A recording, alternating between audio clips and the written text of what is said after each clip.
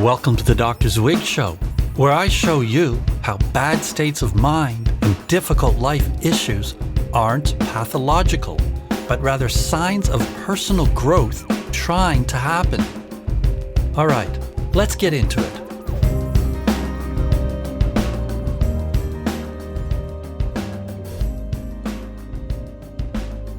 Hey people, how are you today? Sending you good vibes from Zwig Station, USA, planet Earth, Orion Arm, about 2/3 the way out from the center of the Milky Way. Yep, that's my location. Getting more specific, I'm sitting in my music studio with a glass of ginger tea, a bunch of candles, and a few of my old books on Aboriginal cultures. And I'm ready to dive into today's topic. It's a scary one. Fear. I just had a vision of us all walking through life barefoot, trying to avoid stepping on sharp objects, taking paths that avoid difficulties as much as possible, setting ourselves up and defining ourselves according to how far away from pain we can get. And if we can get far enough away, we might even forget about it altogether, or at least not have to face our fears. Hello, comfort. But unfortunately, that's when our true potential goes to sleep. This is because that which makes you afraid and causes you to withdraw contains important information that's meant to awaken you and steer you in the right direction. The thing that scares the crap out of you contains the gold. Yeah, it might burn like a hot coal at first or stick you like a sharp object, but if you learn how to process it, it turns from coal to gold. Hey, I'm a poet. All right, let's jump into this. Change is a beast. For something to be born, something has to die, and this requires letting go of something near and dear. Even our bad habits feel like home. So if you encounter a potential major change in yourself, it feels like leaving your own home, your cozy comfort zone, the known, the familiar, the safe. It's so much easier to just stay where you are. But that's exactly why we need problems, symptoms, and messed up chaos in our lives. Without it, we'd rot into static beings.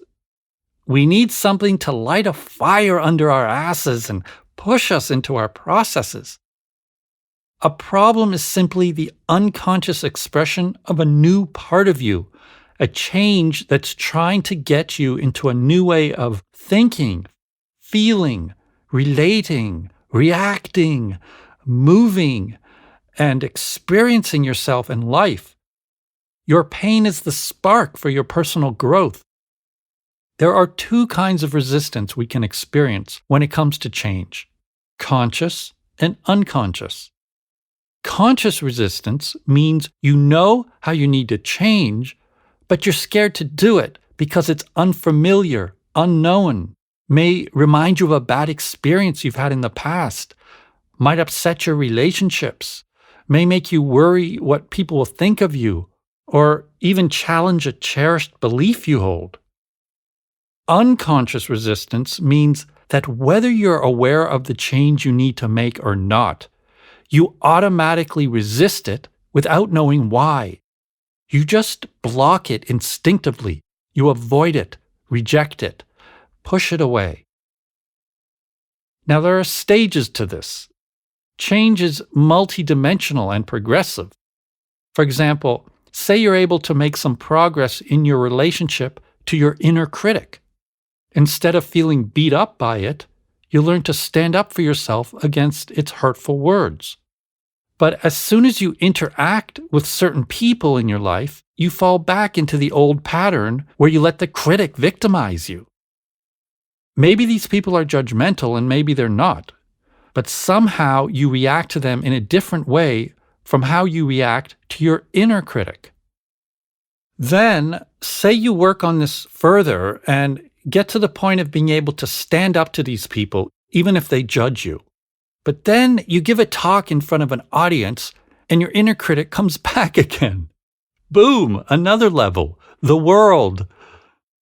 This is why whenever you work on something new, you should aim to integrate it on 3 levels: internally, in relationships, and in the world. If you consciously work on a problem, you'll eventually hit your edge, the edge of what your mind and body will accept. This is an intense, uncomfortable, challenging experience. It happens when a new direction for you reveals itself, but everything in you balks at the change. You want to reject it and retreat back into your comfort zone. You've spent years building your identity, and now something is threatening it. But that's the essence of what a problem is meant to do, namely, to challenge who you are, increase your awareness, and expand your identity. People express their identity through the use of the word I. I'm this, I am not that. I do this, but not that. I believe this, but not that. This is how we differentiate ourselves and establish our personal reality. As the years go by, we get more and more set in this image of ourselves. We sort of fossilize who we are. I mean, we go through life changes, but they usually don't change our basic self-concept.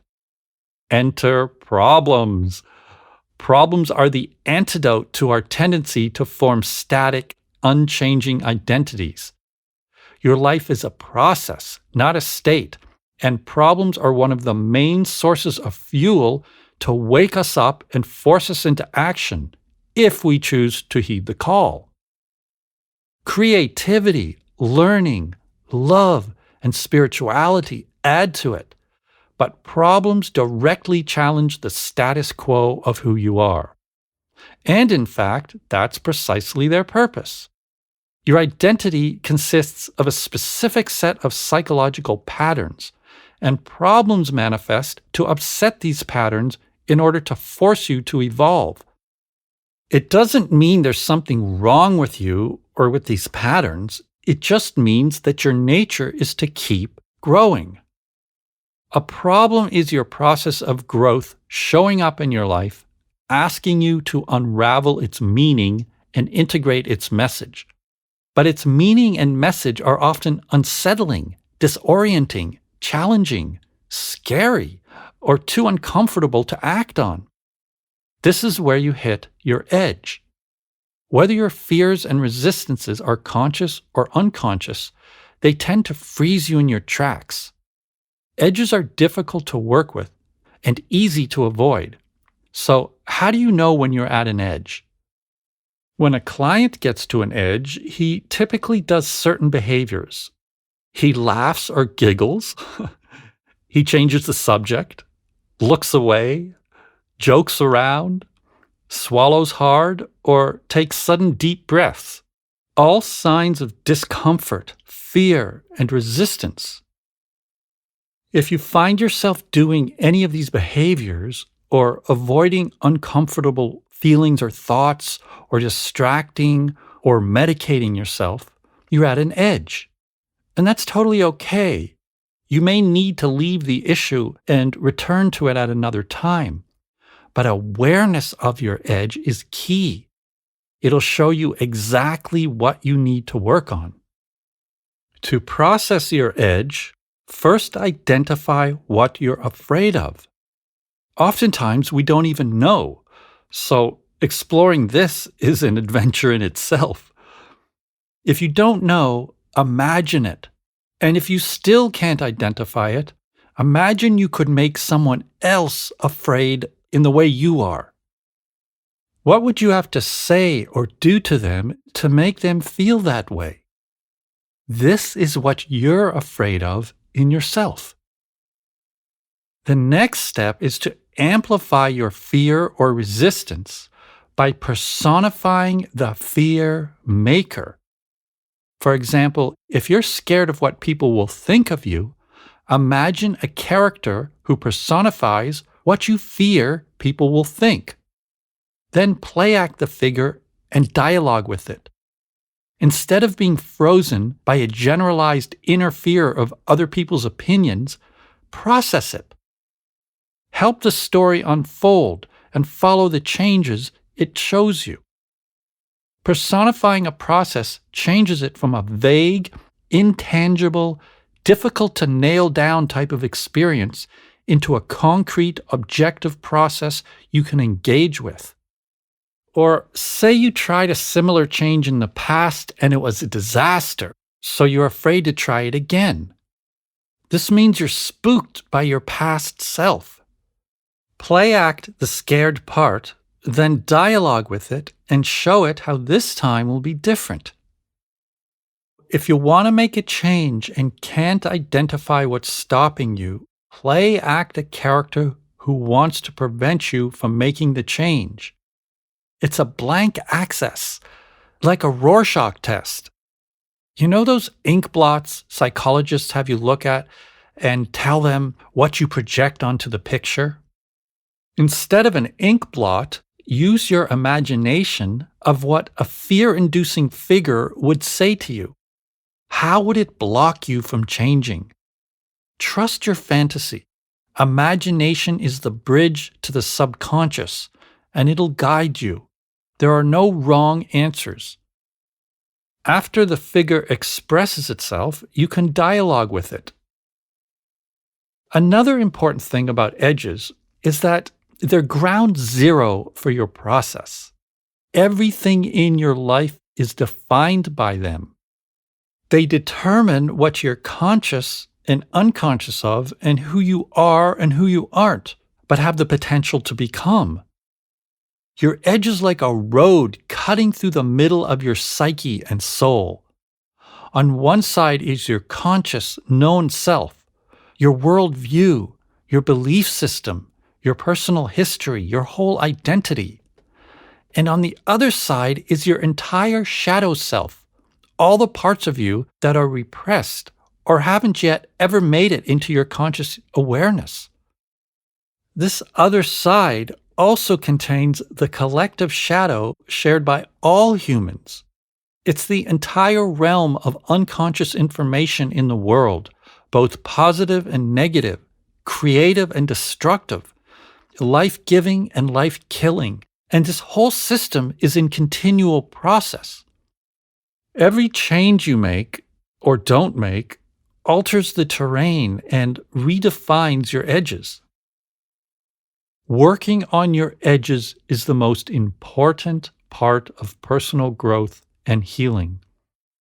It's great to have a breakthrough or get yourself into a good state of mind, but if you don't work on what stops you from integrating these ways of being, these experiences will be forever temporary passing blips in your experience.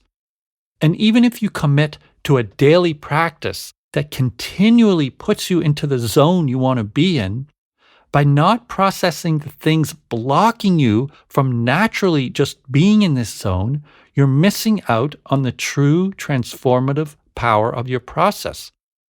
Being stopped by fear and resistance is one of the most valuable experiences you can have, if you process it. Speaking of transforming your fears and resistances by amplifying and processing them, playing a concert is great practice for doing this. If there are 5 or 10,000 people in the audience, it amplifies any fear or resistance you might have by 5 or 10,000. Sometimes at the start of a gig, I feel a bit out of sync with the band. No matter how many gigs you've played and how rehearsed you are, you never know what kind of atmosphere or spirits an audience and 5 bandmates are going to show up with. It can feel a bit like dancing with someone you feel awkward moving with. At first you're like, is it me or them? But with a whole band, it's like, who the hell is fucking up? And of course, if you ask the question like that, it's usually you.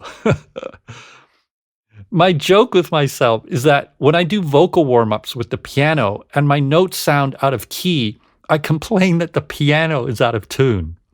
But it's a really interesting phenomenon. Oftentimes, when a guitar string sounds out of tune or a vocal note sounds off pitch, it's not that string or note that's wrong. It's a neighboring string or note that's off, and its relationship to the one you're focusing on makes the one you're focusing on sound wrong. You think, oh, that A note is flat, but it's not. The next note, say a D, is sharp, and it makes the A appear to sound flat. It's exactly the same in life. Everything is determined by the relationships between elements, inner ones and outer ones. One time before playing a gig in London, I felt an inexplicable nervousness before the show. I usually don't get nervous, so it kind of freaked me out.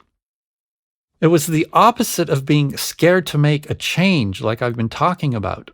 I was just afraid for some reason, but I didn't know why. I'd played hundreds of gigs before, so it wasn't beginner's stage fright. I meditated on my fear and amplified it. It felt like a fight or flight type thing, like I just wanted to run, but I didn't know from what.